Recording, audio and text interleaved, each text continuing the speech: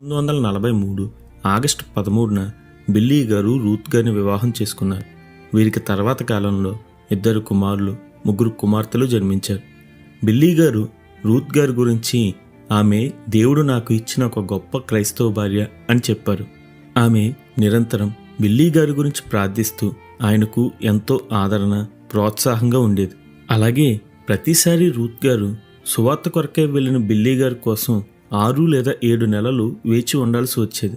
అలాగే బిల్లీ గారు తాను తన పిల్లల ఆలనా పాలనా చూడలేకపోతున్నానని, వారి ఆనందంలో బాధల్లో పక్కన లేకపోతున్నా అని బాధపడుతూ ఉంటే దేవుని సేవ ఇంతకంటే ప్రాముఖ్యం అని ఆయనను ఓదార్చి రూత్ గారు ఎప్పుడూ ప్రోత్సాహపరిచేవారు. ఆ తర్వాత కాలంలో బిల్లీ గ్రాహం గారు యూత్ ఫర్ క్రైస్ట్ అనే సంస్థతో కలిసి ప్రపంచ దేశాలలో బహిరంగ సువార్త సభలు ఏర్పాటు చేశారు. ఇలాగే 1949 లాస్ ఏంజల్స్లో బిల్లీ గ్రాహం గారు సువార్త సభలు ఏర్పాటు చేశారు. ఇది 8 వారాల కొరకు ఒక టెంట్లో ఏర్పాటు చేసిన సువార్త సభ. 2 వారాలు జరిగిన తర్వాత జనం ఎవరూ రావడం లేదు అని ఆ సభ ముగించేద్దాం అని నిర్వాహకులు చెప్పిన మరుసటి రోజే ఆ స్థలం చుట్టూ 3 లక్షల కంటే ఎక్కువ జనం గుమికూడి ఉన్నారు. అన్ని రకాల మీడియా వారు వచ్చి చేరారు. అసలు విషయం ఏమిటి అని తెలుసుకున్న విలియం గ్రాహం గారు ఆశ్చర్యపోయారు. విలియం రెండాల్ఫ్ హర్స్ట్ అనే ఒక ప్రఖ్యాత వ్యక్తి తన రేడియో ప్రసంగాలలో బిల్లీ గ్రాహం గారి సువార్త సభను గూర్చి ప్రశంసించాడు. అసలు తనకు ఎవరో తెలియని వ్యక్తి తనకు ప్రచారం చేయడం బిల్లీని ఆశ్చర్యానికి గురిచేసింది. అయినా దేవుడు చేసిన ఈ గొప్ప కార్యాన్ని బట్టి బిల్లీ గ్రాహం గారు దేవుణ్ణి ఎంతగానో కొనియాడారు. ఆ తర్వాత వెనుతిరగకుండా బిల్లీ గ్రాహం గారు దేవుని సేవల్లో ముందుకు కొనసాగారు.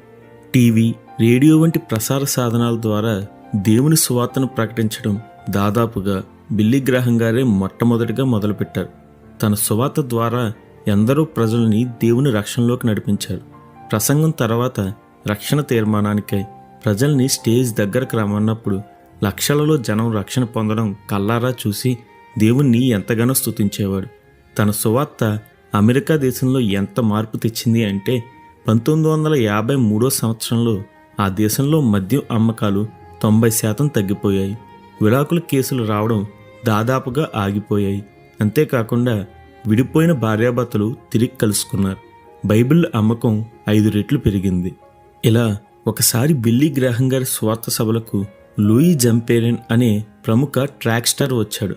అతను 2వ ప్రపంచ యుద్ధంలో శత్రువుల చేతికి చిక్కి భయంకరంగా హింసింపబడ్డాడు.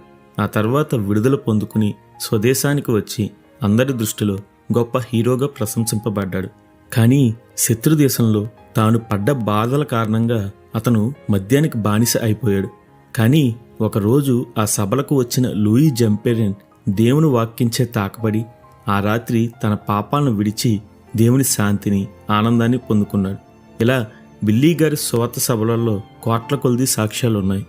బిల్లీ గ్రాహం గారు తన 50 సంవత్సరాల సువార్త పరిచర్యలో 6 ఖండాలలో 185 దేశాలు పర్యటించి 215 మిలియన్ల మందికి ముఖాముఖిగా సువార్త ప్రకటించారు. ఈయన దేశ అధినేతలకు నేరుగా సువార్త ప్రకటించాడు. 1956 సంవత్సరంలో భారత్కి వచ్చినప్పుడు జవహర్లాల్ నెహ్రూ గారికి కూడా సువార్త చేశారు. అమెరికా దేశంలో ప్రెసిడెంట్స్ అందరికీ సువార్త ప్రకటించి క్లిష్ట సమయంలో వారికి దేవుని ఆలోచన చెప్పే ప్రవక్తగా వ్యవహరించారు.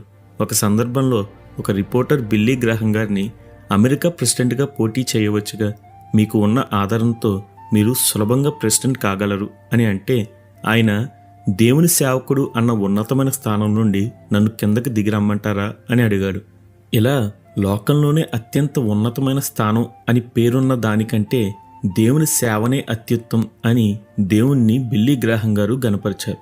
బిల్లీ గ్రాహం గారి ఖ్యాతిని బట్టి అతన్ని రకరకాల టీవీ ఛానళ్ల వారు ఇంటర్వ్యూలకు పిలిచేవారు.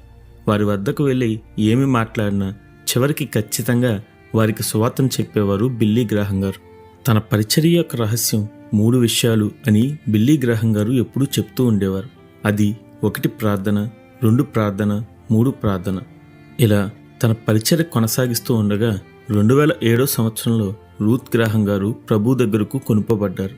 అలాగే 99 సంవత్సరాల వయసులో 2018 ఫిబ్రవరి 21న బిల్లీ గ్రాహం గారు కూడా దేవుని వద్దకు కొనుపబడ్డారు.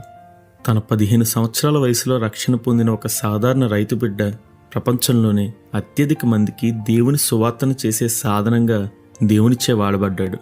ఒకసారి బిల్లీ గ్రహం గారు మీతో ఎవరైనా ఒకరోజు నేను చనిపోయాను అని చెబితే వారి మాటలు అస్సలు నమ్మకండి.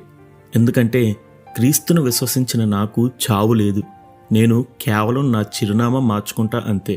నిజానికి ఇక్కడికంటే నా పరలోకంలోనే నేను సంపూర్ణంగా జీవిస్తాను అని అన్నారు.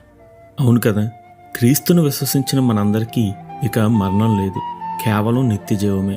ఇంత గొప్ప రక్షణ మనకు దయచేసిన ఆ దేవునికే నిత్యం మహిమ కలుగునుగాక. ఆమెన్.